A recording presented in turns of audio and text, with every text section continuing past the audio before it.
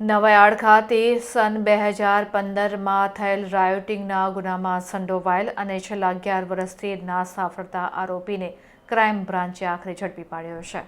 વડોદરા શહેરમાં રહેતા અને જુદા જુદા ગુનાઓમાં સંડોવાયેલ તેમજ ધરપકડ ટાળવા માટે ફરાર થઈ નાસ્તા ફરતા રહેલ આરોપીઓને પોલીસ કમિશનરની સૂચનાથી ક્રાઇમ બ્રાન્ચે ઝડપી પાડ્યા હતા.